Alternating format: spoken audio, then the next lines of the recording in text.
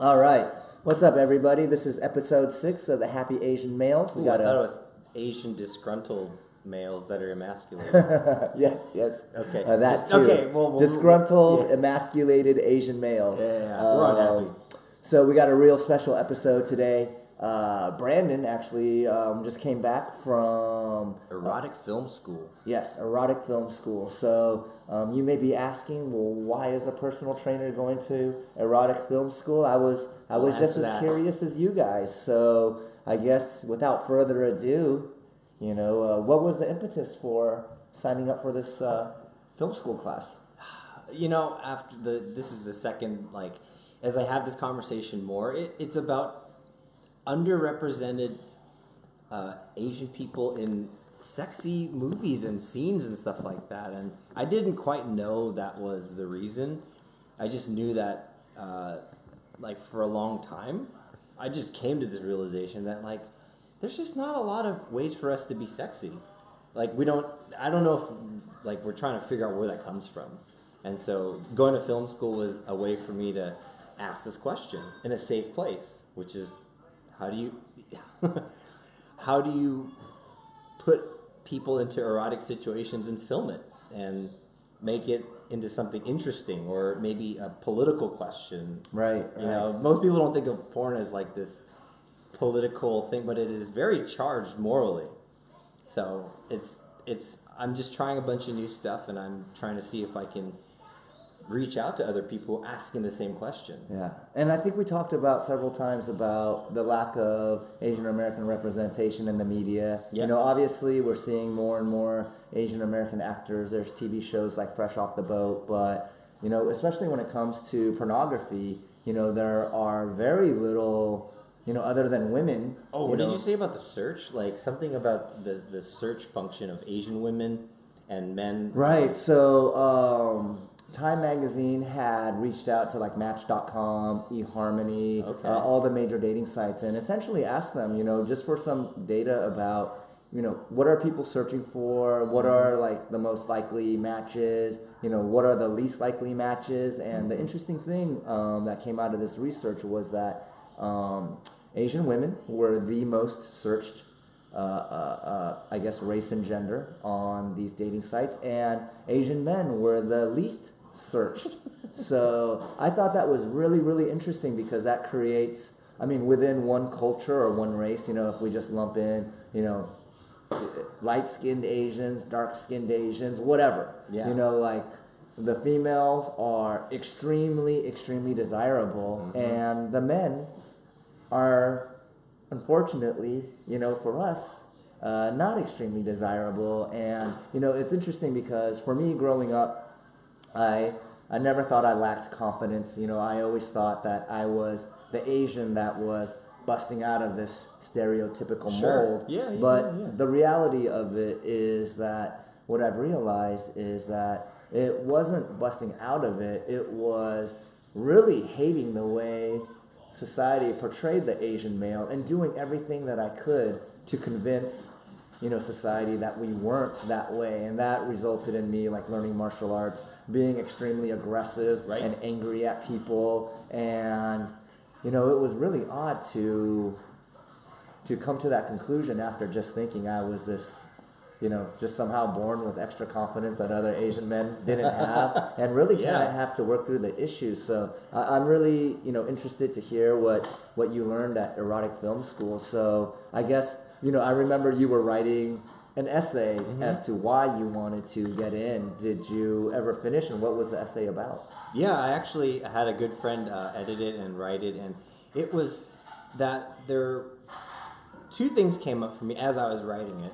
One was that I think I had developed I would say mild to large case of self-hate about my Asian background. And I think part of it too was there was a positive reason for our family kind of helping us assimilate. As I'm third generation. Okay. Not speaking Chinese was part of an advantage, I think, at least the way that my grandmother and mother passed it on, is we wouldn't have an accent, and it'd allow us to other parts of society that would gain access to resources and money, right?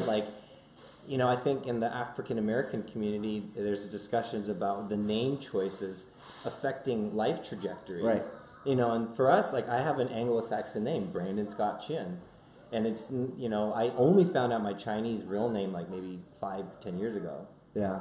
And well, that's another question. But then other question is like, why do we only get to kick ass or be like, I don't want any trouble? There's like such a polar opposite. There's no completeness, and we're just caricatures. Right. And there was a big scene in Breakfast at Tiffany's where Mickey Rooney's dressed as a Japanese guy with buck teeth, and he's like, his character's Mr. Oh Yunoichi. man, And that was horrible. even in that Bruce Lee biopic, that's when he was sitting and he just realized that America hated Asian people.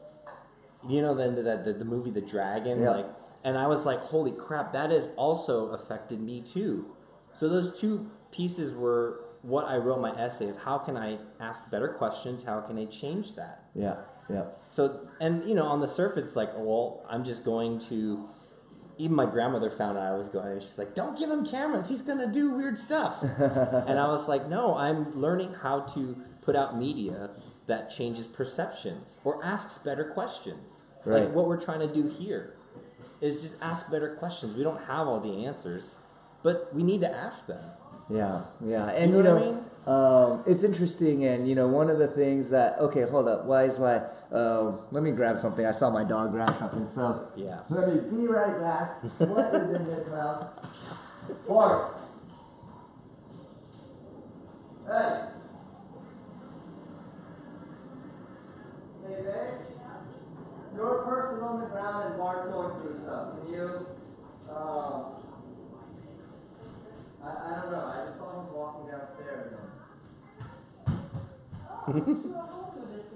Oh no, he just grabbed it. Are you helping us with the lighting, Savannah? Yeah, are you helping us with the lighting? Thank you. You're such a good assistant. I appreciate that. All right. In case anybody was wondering, wow. that was my dog went in and grabbed the hand sanitizer. We also have my daughter helping with audio and visual today. Recorder.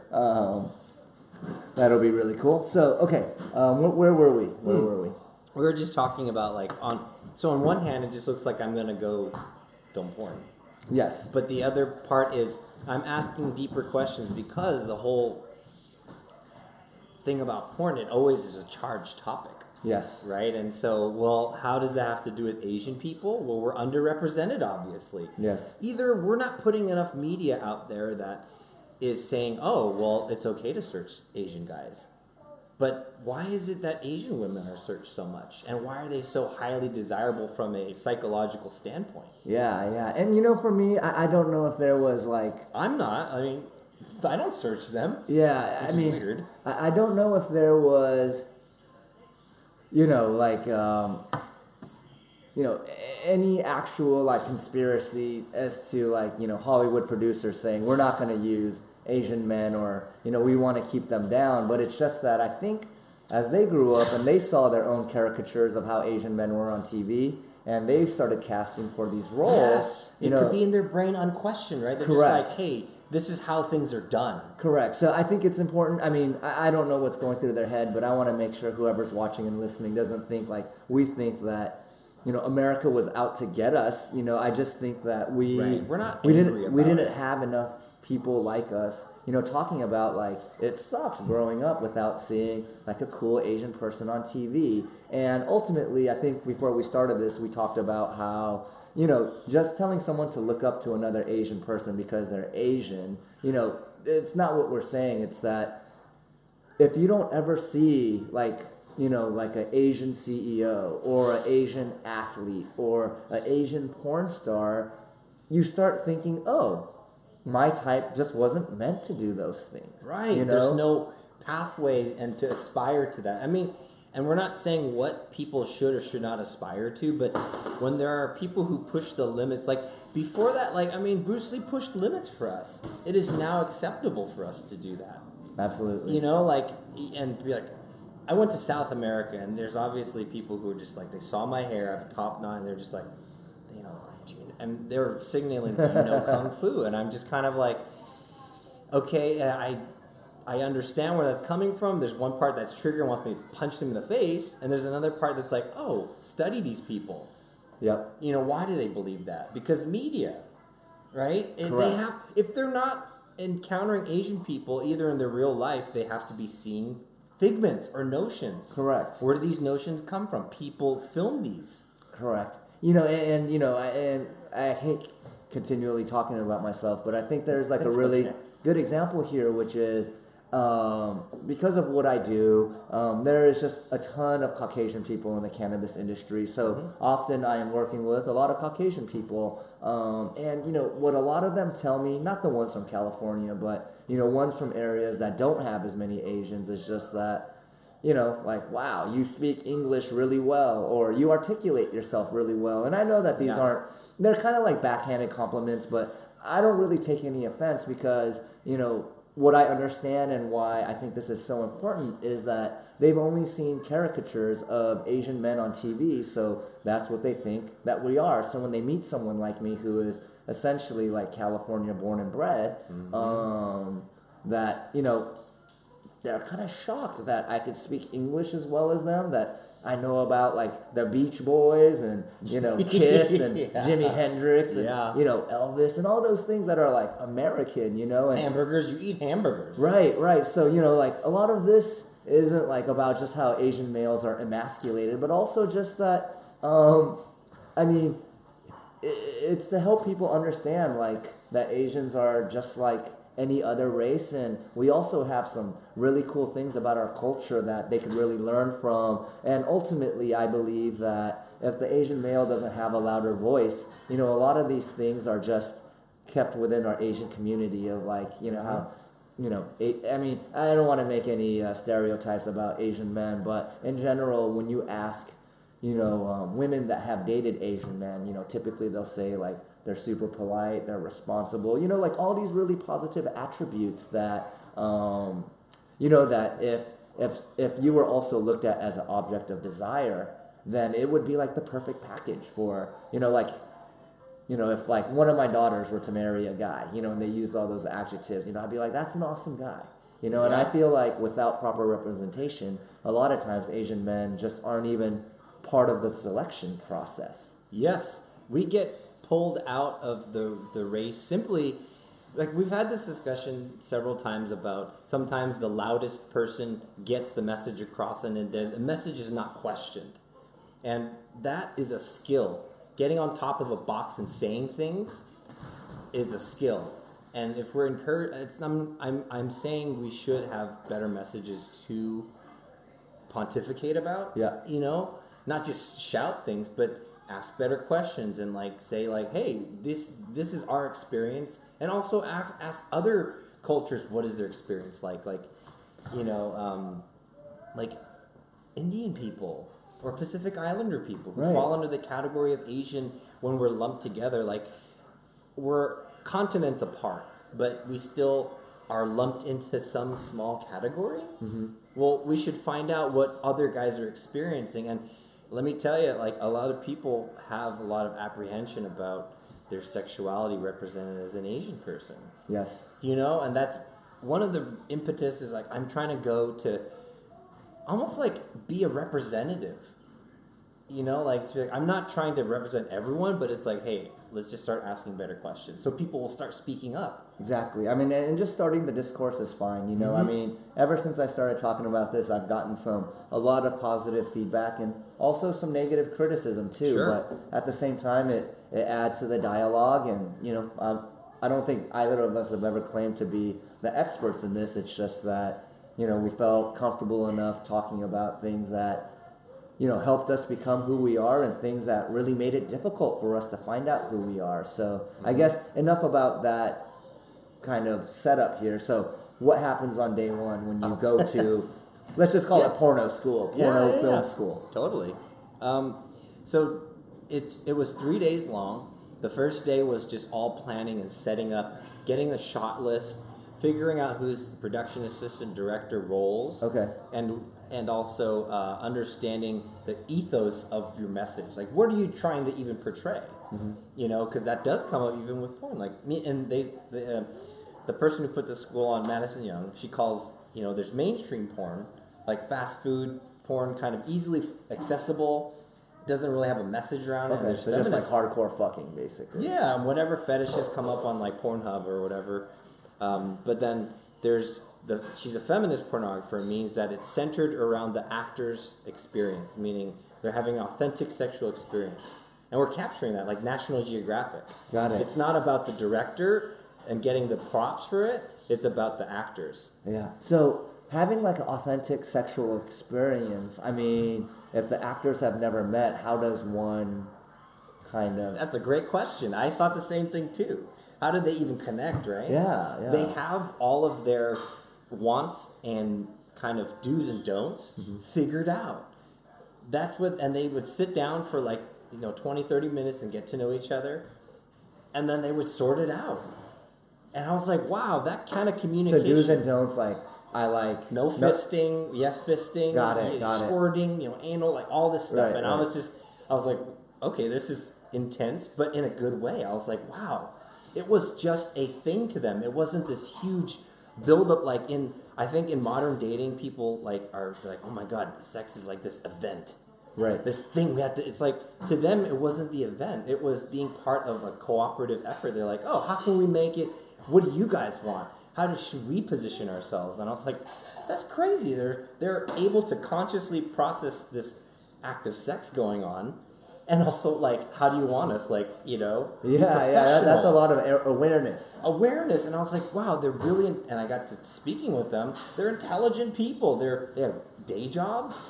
They just choose this. It's not like there's a myth that people fall into this, like, they have some really, like, a pimp that grabs them and sucks them into the industry. And it's like, no, they choose this and they develop skills. Yeah.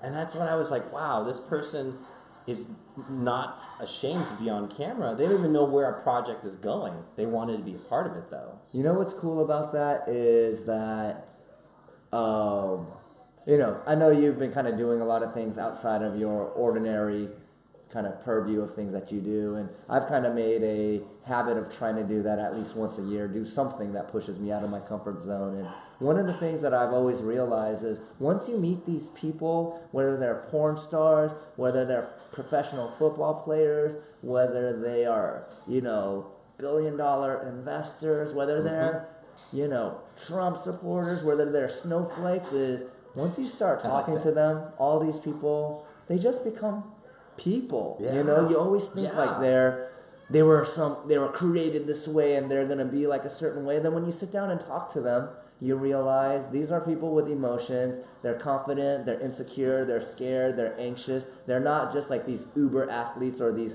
uber fuck machines that you just go turn on the camera and they just start banging. And it sounds like, I had no expectations of like what porno school would be like, other than I would think that it was probably like less structured than regular film school, but it sounds like you were doing all the things that you would do to create a feature film, like the shots, assigning roles for each person. Yes, it was highly organized. There was a minute count.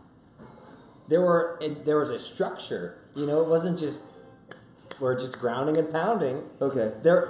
We had an erotic photographer come in and explain, how do you market this? You need photos to go to production companies that are, some need to be Facebook friendly, some need to be not. How do you do Instagram? What's lighting? How are you casting your models? Are you telling them exactly what you need from them? Are you being a creep? And the hugest lesson is, how do you not be that creepy person who's like, I just want to feel you fucking, it's like, how do you come off as a professional saying, hey, I need your professional services, this is what I'm paying, this is my project, and this is my deadline. It was like a project, and our deadline was Sunday evening for a comedy show. Got it. Okay, so this is really cool. So, there was like mainstream porn, then there was feminist porn, so it sounds like you guys are doing some... is feminist porn even the right... Let's define feminist for this conversation. It just means equal.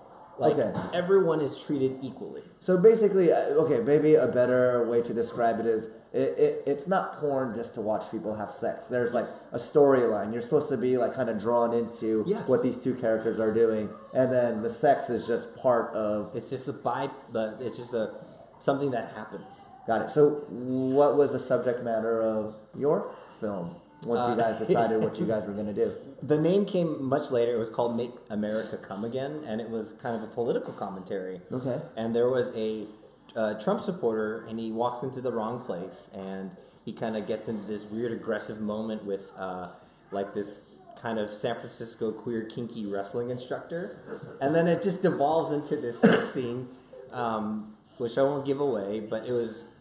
Spoiler alert. In itself, I was He comes. And then the Trump supporter kind of flips his perspective a little bit and walks away a different person after having sex. Interesting. And so basically, I mean, it almost sounds like a different version of what I was talking about, where you just meet people and it humanizes them. Yes, and that's exactly what it is about. It's a humanization film. And there's humor in it, and it was also very intense for me watching two live people just going at it. Yeah. And then I borrowed the mindset that I've been training, which is how do you handle intense situations and just stay present. Okay, so it was guy, girl, girl. Like, who were the character, or what were the Trump supporter and the... The Trump supporter was actually a trans man. Okay, trans man. Yes. And then the... So women that became a man. Yes. Okay. And you wouldn't be able to tell until you saw the vagina. And I was like, okay, that's the thing. And I had no clue. Like, Got it. So she was post-op. She had a vagina. No, she actually... okay, so it was... and I apologize if I'm getting these terms wrong. This is completely... I'm still learning too. Yeah, this is completely new to me. So forgive us. As much as we're trying to stand up for Asian males, we definitely want to get these terminologies Trans right man too. means that she started as a woman and became a man. Like, Okay. started from something else, became a man. Okay. Trans. Cis means you were born a man and you stayed a man. Cis, like CIS. CIS. Like okay. in chemistry. Okay, got it. So, Cis man. And then there was a queer woman who was just a woman, but she had a strap-on on, and she was fucking this trans man. A gay woman with a strap on was fucking a trans man. Yeah, and it was beautiful. Like, it didn't trigger me in this weird way where I was like, I thought I was... So my spoiler alert was wrong. There was no coming. Yeah, not... You know what? Yes, you're right. I'm glad you're being precise because there was no actual, like, ejaculate. Right. But you know, it's funny, it's like, I was the lube guy. I didn't think that would be my role, but I was the person who put the lube in strategic places so they could reach it, but it wasn't on camera. That's a powerful role. and Without that, things get chafy. I thought they were joking with me, and they're like, dude, you're doing a great job. I was like, I just... Now you know what I'm doing tonight. Taxes. His taxes reminder came up. But, I was helpful, and I thought they were just messing with me, like, oh, thanks for being and turns out the production assistant is very important for that. Yeah. To make them feel comfortable, and I realized my own gift came through, which was making people who are complete strangers feel comfortable. Mm-hmm. So, now I'm connected to these people there are people in this film school who are they're sex workers themselves, meaning they make porn, they make money off of this. Oh, wow. They make their living off of this. And they're very intelligent, kind, very resourceful people.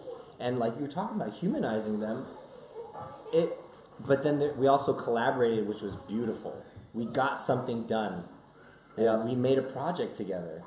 Yeah, you know, what I love about that is, we're here out on the West Coast, and obviously, we live in a very liberal state, and, there is a lot of, negativity towards the new administration coming in, and one thing that I noticed was a lot of people just being really negative towards each other, and one of the things that I've kind of thought about, like, all right, I try to get involved politically, and it just really started making me extremely angry, and what I realized was, I think a way to counteract any of this negativity is to not call it out, but to make something positive. And it sounds like you were able to become a part of this group, learn some new skills, interact with people that were extremely different than your normal circle of folks that you hang out with, and produce this new piece of art. So let's fast forward. You guys had to show this piece of art somewhere, right? Yes, and it was actually so it was at the Great Northern, or it was called Mighty. Yep, Mighty. Called Mighty, and so there was this comedy show of 4 comedians before, and then the show was called Total Smut: Interview with a Porn Star, and then comedy show. So so the 4 comedians came up, and there was a host, and I think she did a really poor job of just including Madison. And she kind of, like, almost felt like they kind of made fun of her. But anyway, it was just like this technical mess. And then when we finally got the movie ready to play, none of the audio played. And so it was just playing against not even a white backdrop, but it was just playing against like this psychedelic screen, so you could kind of see like porn in the background. Okay. Like you're in a nightclub, basically. So it wasn't an ideal. No, the showing was a disaster in many forms, but that was not the thing, that the culminating thing. It was that we made this and we got it under a deadline. Yep. And that experience was priceless. But I also started to understand, wow, there's still such a social stigma around the word porn. Because even though she said she's a feminist pornographer, no one knew what that meant. And they just kept asking, like, so how many, like, anal gangbangs have you been? What's the best way to do anal? It's like she was ready to answer sophisticated questions like, what is it like to make porn for a living? Or how do you even use it to impact people's lives or change minds? Yeah, yeah. So, that being said, the conversation about sex and morality is still a dark, kind of twisted one.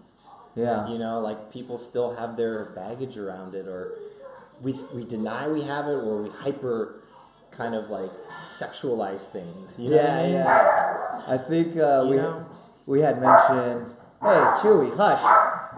That's my brother's dog, Chewy. As you can hear him, he's a 10-pound Yorkshire Terrier. He's roughhousing with a pit bull. Yeah. I think one of my kids is coming home. But Chewy, hush.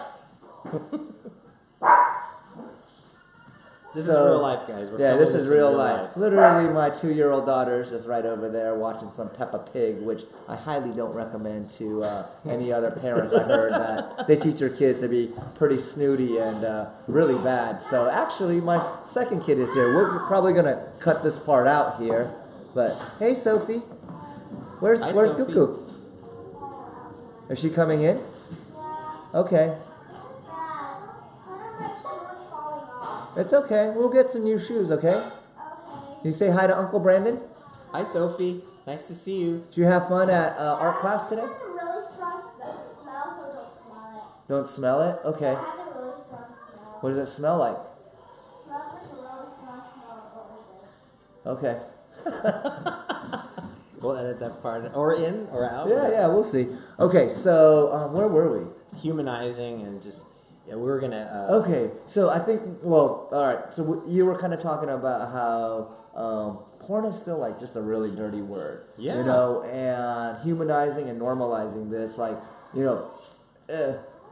porn is already weird in just standard society. You know, like everyone watches it, but no one... you know, really talks about like, hey, did you watch, you know, like Westworld last week? You know, like, did you catch Ashley and whatever? Yeah.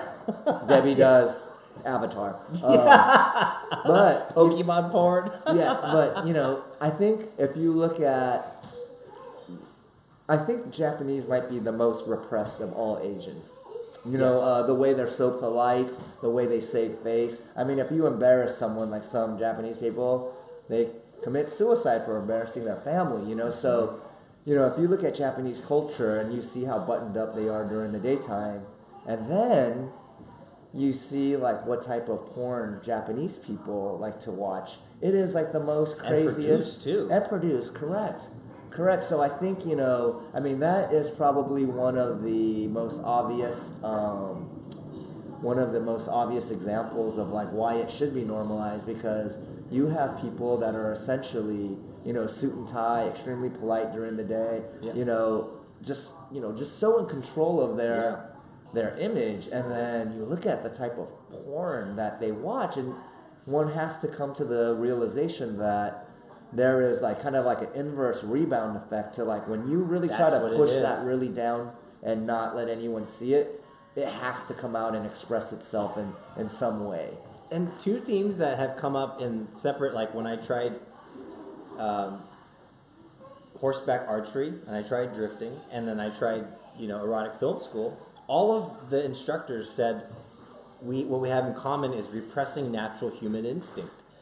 That's why these people are flocking to these masters to learn something, is because we've been repressing instinct and people want to know how to redirect that.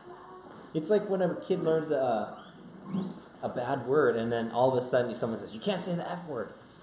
Then it becomes all about the F word. Yep, totally. It's like you're not allowed to be sexual. Only white Caucasian people are allowed to. And then it becomes this weird thing. It's like, okay, then you don't get to. And then them's the rules. And then you start to lose culture, or you have a subculture. Yeah. You have a niche that is like doing something, about it, like, BDSM dungeons, right? That's a safe place for people to do it. Yep. You don't just show up to them. You have to know people. What does BDSM stand for? I think... is it bondage and sadomasochism? Or I don't know. I'm just trying to figure out. That's so funny. I can't, off the top of my head, I can't remember what it stands for, but it involves what they would call like a power exchange. Like someone's fully in control or someone's fully submissive. Right, like the powerful businessman that wants to just like get pissed on and shit yes, it on. Exactly. Yes, those kinds of things. And if they come up, there is someone meeting a need. FetLife.com. Where can I go and do that? I'm kidding. I just told you, FetLife.com. Oh, FetLife.com? FetLife.com. But it's basically like Craigslist, but for your other instinctual needs. Oh, interesting. And I started referring to them as my instinctual drives, like sex and physical aggression. Uh-huh. And I was like, the more I've studied these things and the more I've accepted them and expressed them, they became less of a thing. Because when I used to watch porn, I was like, oh man, I would distance myself and never think I'm that person in that. I would let something else kind of be my representative for my fantasy. Huh. And so when I stepped back and I started to realize that I am that person that needs to create that opportunity, then I started to have to do work on myself. Like, well, why was I not allowing myself that? I had to ask these questions, and I never gave myself permission because I never saw anyone else doing it. Right. Like, you just don't hear about it. And I'm like, well, now I am, because people are sending me links. And as I went to erotic film school, someone sent me a link on Facebook of this short film called It's Asian Men. And it was exactly this topic. Why don't we see sexy Asian men? So I contacted her. Turns out there's a huge community of people trying to do that. Oh, so really?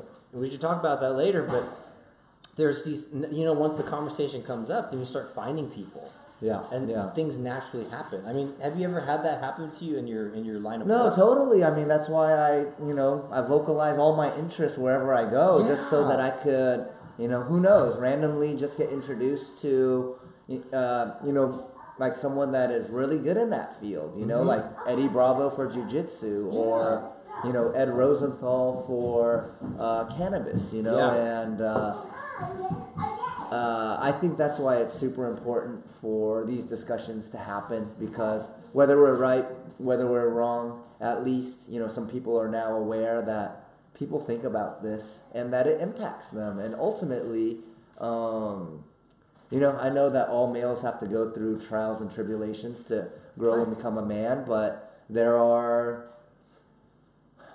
I think there needs to be some leveling of the playing field. It kind of pains me to say that, because I am someone that is very like a merit-based person. Like, okay, it doesn't matter like who I like better, as long as someone objectively, completes something. Right, how do they do? Like, how do they stack up? Right, but at least for me, and several of my friends growing up, all these things that we talked about the male identity, about us not having a lot of role models that we could see on TV, especially not having anybody that was considered even desirable. That really kind of, pushed back my development in that, even just speaking to girls, I would always try to I remember like a girl in high school. I started listening to like Nirvana. Just because I thought she would think like that made me like less Asian and that she would like me, and I'm like, I don't even like that type of music, and here I am buying like Nirvana, Guns N' Roses. We all done that, all man. sorts of like We've all music bent that I over thought would backwards. make me, yeah. we've all And I was done just that. like, man, that's some really, messed up thinking to have to really believe that your kind is not a desired object by anybody else other than maybe another Asian woman whose family said you gotta marry an Asian male, So There is that phenomenon where someone who's like, hey, that guy's Asian, you guys will be best friends. And you're like, I don't even like this dude's an asshole. Too bad you're best friends now, and you have to spend time because the parents, like, basically marry you and arrange this friendship. Have you ever had that? Where totally. and I'm sure that happens in other cultures for protective reasons. There's a good reason behind it, but it's like most of my friends there's so much diversity in my friends, not because I'm like, I need to have affirmative action in my friends, but because they all have some kind of unique gift of where they come from, Yeah. Like, when I went to survival school, my huge, powerful black friends were like, you had racist things said to you and you didn't do it. And I was like, that's a different place for them to have racist slurs, But I was like, well, I think they just never encountered an Asian person. Yeah. And someone asked me, how often do you go back to your country? And I was like, I'm American, dude. And they were just like, dumbfounded. They're like, oh, I don't know how to deal with this. And I was like, you know what? No harm, no foul, because it's them who are limited by this mindset. I don't suffer for it. Correct. And you're just there to give them some more data points to expand their view of what they think an Asian from California give them an could be. outlier, an X factor. Like, man, I met this Asian dude who was polite but outspoken, could do these things, and didn't just say no trouble. He stuck up for himself. Yeah. I would make fun of people if I felt they were a little kind of trying to dominate me. I'd be like, fuck you, dude. That's not happening. And they're like, oh, okay. And I'd be like, yeah, I know some Bruce Lee shit. Fuck shit up. But I don't like to whip that out too much because that's just me being angry. Right. Piss and vinegar, right? If you're full of that, people don't come to you and ask you questions. But if they're like, hey, man, I was wrong about you. Let's get to know each other. That's an opportunity, man. Correct. And I often think that, one of the greatest things about telling this story is that for a lot of people, they just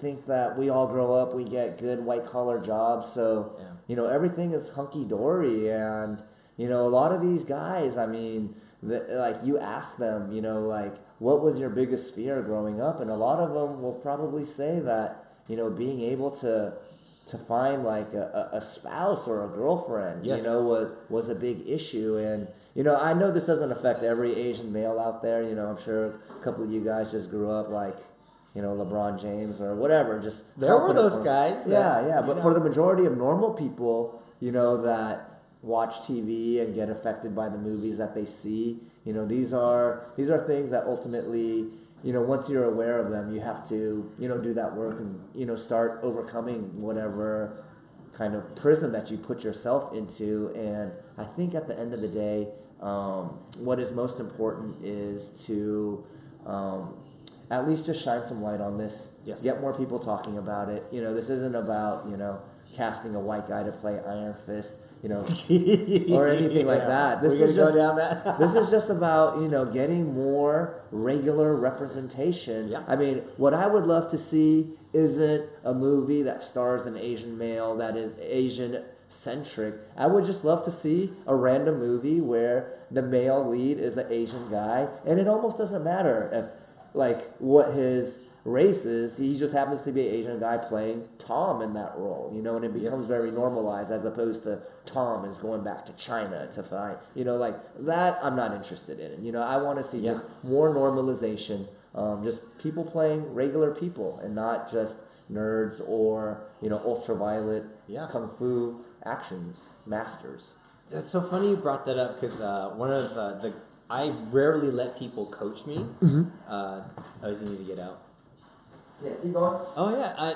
So I now have a movement coach. His name is John Ewan, and he's in Oslo, but he's Where's Oslo? in Norway. Oh, so that guy's in Norway? Yeah. Ah, that's a bummer. I thought we were gonna get to like drive down to San Jose and Well- train with him one day. So, because he has such a different approach to fitness and movement, I was like, man, I connected. I was like, man, we need to connect. So we did. And we had like these amazing philosophical discussions. I was like, wow. And he brought up to me the other day. He's like, what if I told him about this, venture in erotic film school and representing Asians? He's like, well, what if there was like a movie about like in the wartime where like say in the Korean War or something, and there was a lead male Asian guy and a Caucasian woman, because like that would be like, I mean, it just for some reason it stuck out to me because he was genuinely considering the question, what does it mean to be represented like in maybe a docudrama or historical piece, like, and just show like the tensions that were real for stepping outside of your race, because it's pretty acceptable now for us to do that, but Totally. it was illegal when Bruce Lee got married to his wife. Yeah. But they said fuck it, and he's pushed us pretty far to have these abilities. Well, what are we giving to the future generations of Asian guys growing up? Yeah. And anyone under that umbrella, they could be dark skin, light skin, maybe they can even look Caucasian. I don't know. But even for just guys in general, like to have these discussions like, where do I get all these ideas of who I am about? Yeah, You totally. know, sex is an important thing. Sexuality as a complete person, not a caricature, not the pounding of a penis, but like your energy. How do you attract the person you're interested in? Yeah. You know what I mean? Like, Yeah, totally. And I think it's, all these caricatures, like, I think they really affect the way you think you should develop as, like, a complete human male, especially Yeah. if you're looking at these caricatures. And I think most people, if they see a caricature and they don't want to be like that, they do a 180 on what that caricature is. They right, try the to be opposite. correct. Yes. And, that in itself is also not the answer. The answer is, we are just like you guys. We have a wide range of, some of us like drifting, some of us like smoking weed, some of us like strength and conditioning. I do martial arts, so that's very Asian, but it's I mean, I don't even know what I'm trying to say here other than I think once you start looking at people or groups as just normal people, just like you and them, then you could start having much more deeper relationships. Like when I Yes. started meeting NFL players, I did get starstruck. I'm just like, I've always talked about myself being like the best like stoner athlete. Here I am with like these stoner athletes that are like way like above my level when it comes to athleticism. So I started feeling like almost like insecure that I wasn't at their level. And then once I started talking to them, I was just like, oh, they're just like you and me, except they weigh 300 pounds. That like when they were growing up, like they would tell me they got bullied for being the biggest. Like everyone would just like, Isn't that interesting though? yeah. So there's just, I mean, Yeah. when I start talking to them, I'm like, man, these alpha males also had all these insecurities. And, that's not to just say everyone has insecurities. They do, but, and that the Asian American insecurities are like, should have It's more way emphasis. more important. We're not trying to like trivialize other people's. Yeah, I just think that, it's like, it's kind of surprising to hear like a massive 300-pound man would have gotten bullied in high school. And I think it's also just as important to hear that these doctors and lawyers and engineers that you've met as adult males grew up like really just insecure, afraid, questioning themselves, their masculinity growing up. And that kind of, that kind of sucks. I know a lot of that like kind of helps build character, but there is kind of like, I always think of, what's the best example? Okay, so when you are working out, stressing the muscle to a point where it knows that you put it under a big load, but it needs to recover. Yeah. That is how you're supposed to do it. But when you work out so hard that you damage the muscle and it can't recover, And never give it time. yeah. correct. And that's how I kind of feel like this whole like developing as a kid needs to be. It's like, yes, you need to be good. challenged, but you can't Yes. be broken. Like saying you have a small dick will break a bunch of people. If you're not broken by that, you probably have a huge hog, or you just have way higher confidence than me. But I know that I have trouble walking around a locker room too. I'm like, yeah, when I'll someone keep a said towel on, that, so, I was always just like, okay, well, I must be the smallest in the locker room, like, and just kind of changing in the corner. And then as I grew up and started showering with other people, I was like, dude, everyone just kind of has like dicks around, between 4 and 7 inches, kind of just fall in between that. And if you're smaller than that, I'm sorry. If you're bigger than that, maybe I'm sorry too. I don't know. And there's no guarantees that somebody even knows how to use the thing. It's like saying I was born with this Winchester single action rifle, but you have, like jelly bullets. Like, you're like, what if you don't know? Right. And yeah. But I just think, the notion of kind of like adding enough resistance to build character, but not just so much resistance that it breaks the person, is like a really important thing to think about as you develop as a human. Because, getting broken, once you're broken, I think that's when you really need like some sort of therapy, or it becomes like a PTSD of sorts, to kind of unwind from that. I'm really glad you brought that up, because it's like when you are constantly grinded down and there's no relenting of it, and then what we're trying to do is give people some space and say, hey, it's okay that happened. Don't beat yourself up for being ground down. A lot of people have, but here are ways out of it. There are options, there are people, and the first thing is to talk about it. Like in the Underground Railroad, when people were being freed from slaves, someone had to be quiet about it, but someone also had to talk about it. Yeah. There had to have some kind of discussion, like, hey, there's this thing, I understand you're in a situation, let's get you out of it. Yeah. And there was high risk involved. High risk. And I now realize how much privilege in life I have been given, an opportunity. But there are people who still feel they're still being crushed by something, and it's all inside their own head. It's not outside anymore. Correct. They're grown up, they have all these resources and abilities, but they don't have this piece of them where they feel like, I can't look at that.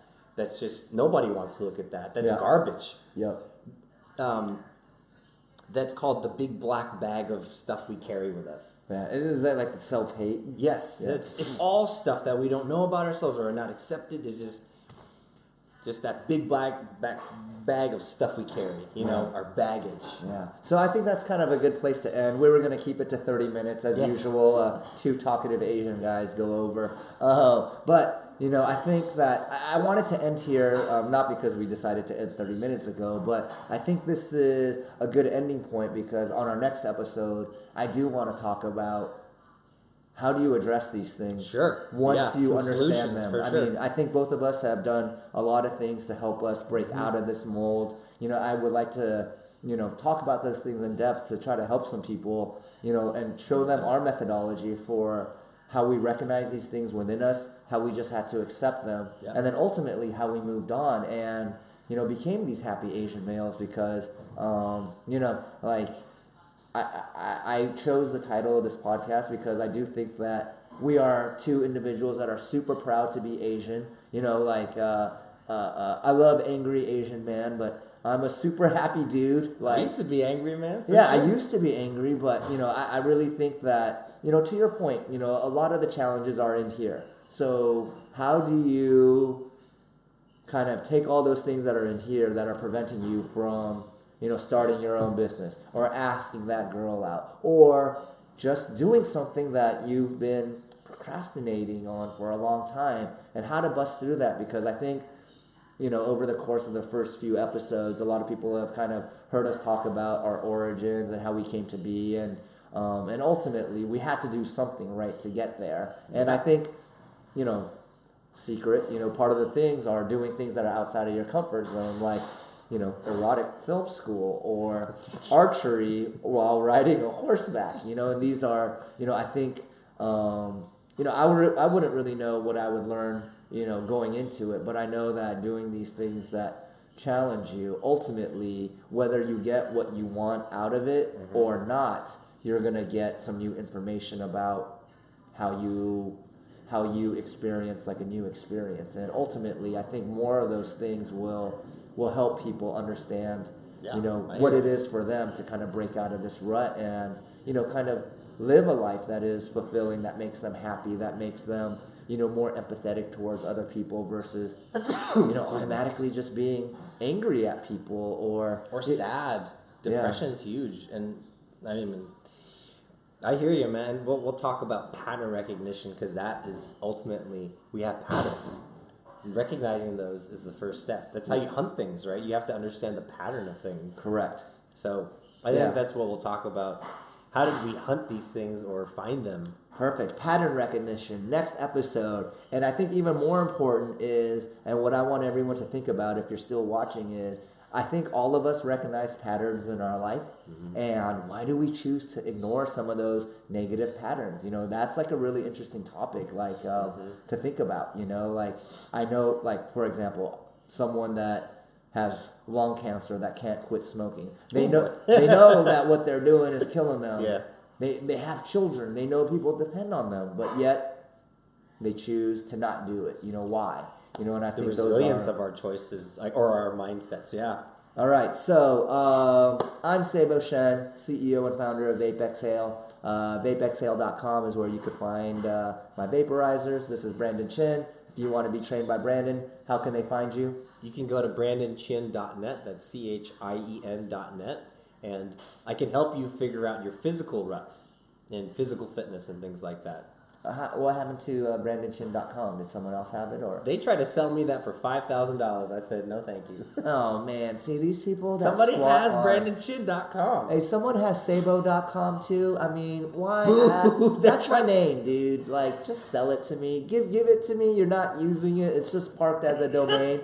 It's fucked up. It's so... Yeah. I have chinbrandon.com, but there's not the same ring to it. But anyway. Well, Brandon, always good to chat with you. We did today's episode, babysitting kids. You may have heard some Peppa Pig in the background. Dogs running around here, farting, eating poop outside. Totally disgusting me. But hope you guys enjoyed today's episode. The production's only going to get better. We're going to get an actual... Oh, actually, I got an office that has closed doors now, so we'll have some privacy. We're leveling up, guys. We'll be able to set up the microphones. It's going to be good. It's going to be good. So we'd love to hear your comments and questions, feedback, anything like that. And thank you for watching. I mean, getting through a full hour is always... I always appreciate people that enjoy watching, and we'd love to hear the comments too. Gordon Chen, big shout out to you. I know you're usually the first person that watches, so thanks for putting us together. You could join our menagerie one of these days. All right, I love it. That's a great. We'll film it too. Sexy Asian men, Hung Dynasty. Asian men are hung, dude. Hung Dynasty. That would be such a funny porn name, dude. Let's keep that in the archives, man. The Hung Dynasty. Hung Dynasty. Hey, if anybody wants to take it and run with it, go ahead. But if you don't, we're going to take it and run with it. Oh, man. All right, guys.